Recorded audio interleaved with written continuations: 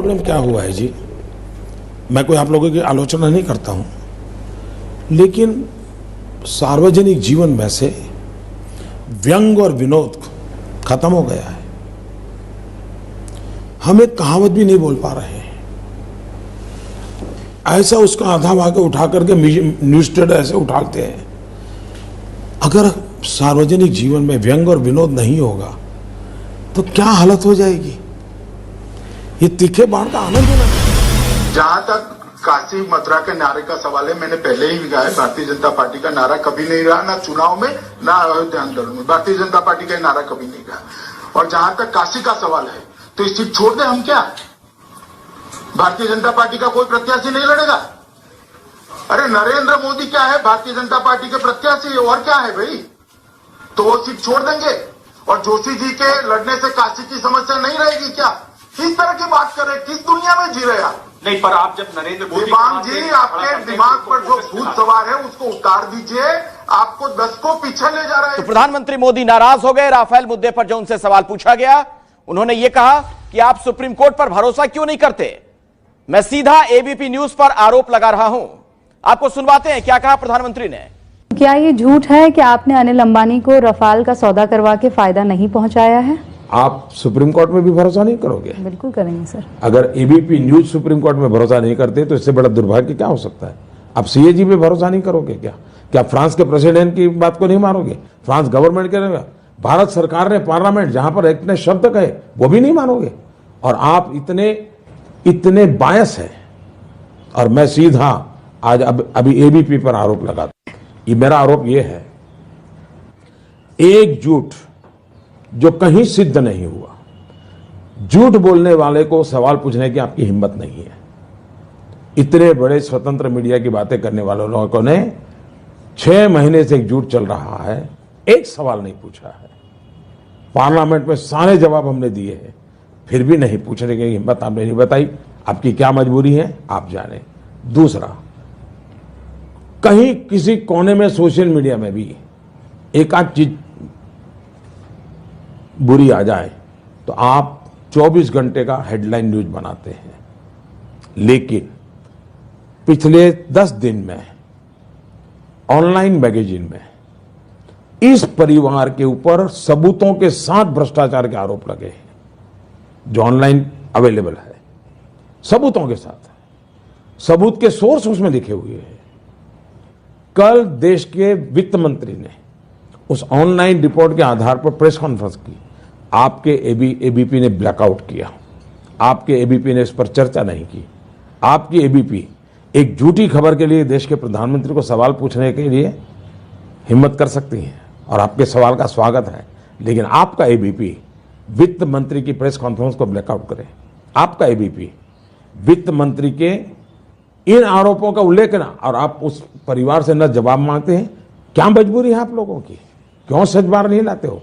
आपको अगर हम लीगल एक्टिविटी करें तो भी पहला सवाल वहीं से शुरू किया कि आप परिवार के खिलाफ क्यों कर रहे हो। आखिर सवाल भी आप वही लेकर के आए। मैं हैरान हूं कि आप लोगों की क्या मजबूरी है। नहीं प्रोफेसर साहब, कोई मजबूरी नहीं है, हमारा काम सवाल पूछना है। वो जब मिलेंगे तो उनसे भी हम सवाल पूछेंगे। मैं सीधा आरोप कल का वित्त मंत्री की प्रेस कॉन्फ्रेंस का सीधा आप पे आरोप लगाता हूं जी, और आपके कैमरा के सामने लगा रहा हूं। आप कह सकते हैं, बिल्कुल कह सकते हैं, कह सकते नहीं हूं, मैं लगा रहा हूं। मोदी तरह की अटल जी से तुलना की जाती है। अटल जी का जो दौर था, जो सरकार थी, उस वक्त जो चुनाव लड़ा गया था अटल जी की लीडरशिप में, आपको लगता है अटल जी से ज्यादा पॉपुलर है मोदी? उस वक्त में जो स्थिति थी बीजेपी की देश भर में, इस वक्त अलग लहर है, आपको लगता है, जो आप लोग दावा कर रहे हैं? देखिए, बीजेपी की लहर अभी तो मुझे दिखाई पड़ती है और मुझे लगता है लहर के आधार पर हम सरकार बना रहेंगे। अटल जी से तुलना करें, अटल जी से ज्यादा पॉपुलर है मोदी? वो तुलना करने का काम आपका है। नहीं, पॉपुलर है अटल जी से मोदी ज्यादा? भैया, आप कितना भी ट्राई कर लो, कुछ नहीं निकाल पाओगे। क्यों समय बर्बाद करें? टारगेटिंग होती है, किस तरह से आप देखते हैं? मैं राजदीप सरकारदासाई को शुभकामनाएं देता हूं कि वो पिछले 10 साल से इस मुद्दे के भरोसे जी रहे हैं। इसी मुद्दे के भरोसे सुनना पड़ेगा भाई जी, बिल्कुल। इसी मुद्दे के भरोसे उनकी रोजी रोटी चलती है जी। और मैंने सुना था कि मोदी को गाली देने वालों को राज्यसभा की सीट मिलती है, मोदी को गाली देने वालों को पद्मश्री मिलता है, पद्म भूषण मिलता है। तो मेरी राजदीप सरदेसाई को शुभकामना है कि आप अपना ये अभियान जारी रखिए और आप भी ऐसे मित्रों की मदद से राज्यसभा में पहुंच जाइए। आप भी ऐसे मित्रों की मदद से पद्मश्री पद्म भूषण कुछ प्राप्त करिए। आपके राज्य में अभिव्यक्ति की आजादी यानी फ्री स्पीच पर नए नए अंकुश लग रहे हैं।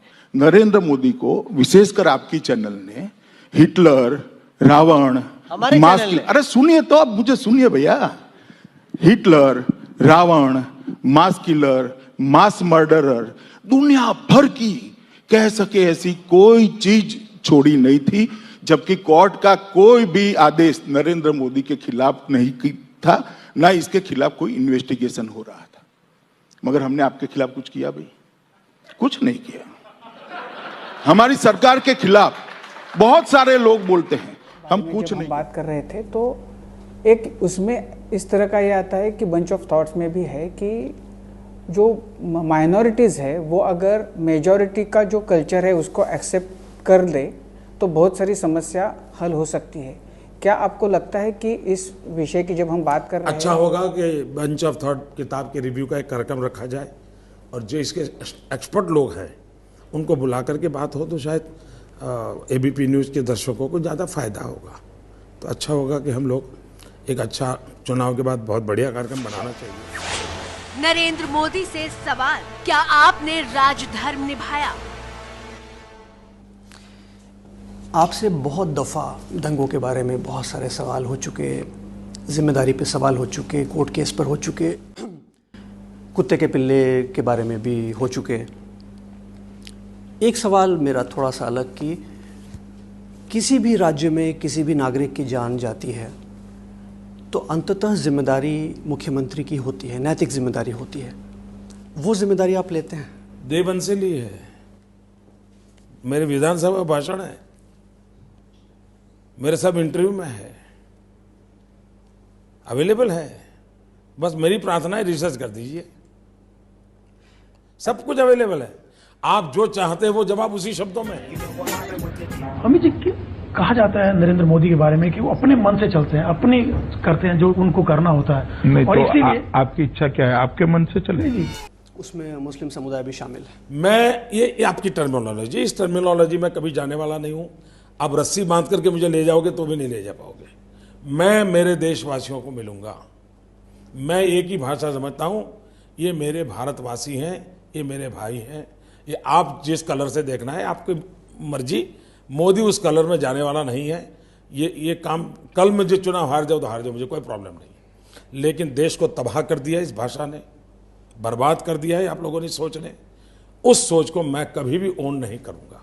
और आप मेहरबानी करके मेरी स्वतंत्रता पर इस प्रकार से हमले करना बंद कर दीजिए। मोदी जी, जब 2002 के दंगों की बात आती है और हमेशा आपसे ये अपेक्षा होती है और आप इसका कई बार सैकड़ों बार जवाब दे चुके हैं कि मैं उसके बारे में उस वक्त बोल चुका हूं जो मुझे बोलना है 2002 में। सब कुछ बोलता हूं, ऐसा नहीं, झूठ बोल रहे हैं आप, मेहरबानी कीजिए, ये भाषा ठीक नहीं आपकी। मैं 2007 तक हर व्यक्ति को हर सवाल का हर समय जवाब दिया है। प्रिंट मीडिया में पढ़ा है, इलेक्ट्रॉनिक मीडिया पढ़ा है। आप लोग इसको रिसर्च कीजिए, आपको बुरा लगे भला लगे और आप चाहो कि मैं आपसे दब जाऊं तो होने वाला नहीं है। आप चाहो मुझे नोच लो, नहीं कर पाओगे, नहीं कर पाओगे। आप जवाहरलाल नेहरू यूनिवर्सिटी में जो हुआ, छात्रों ने जो नारे लगाए, आप उसे सीधे तौर पे देशद्रोह मानते हैं? भैया राहुल, आप इतने बड़े पत्रकार हो, मुझे समझाओ 9 फरवरी को क्या था? देश की आजादी के दिन था, गणतंत्र दिन था, जेएनयू की स्थापना दिन था, क्या था? जरा बताओ तो मुझे, क्या था? नहीं, क्योंकि नहीं 9 फरवरी को क्या था पहले ये बताइए। मैं बताता हूं। कुछ छात्रों ने आके नारे लगाए। 9 फरवरी को क्या था? तोड़ने की बात की। 9 फरवरी को क्या था? अफजल गुरु की सालगिरह। अफजल गुरु की फांसी के दिन पर इकट्ठा होना इट सेल्फ देशद्रोह है।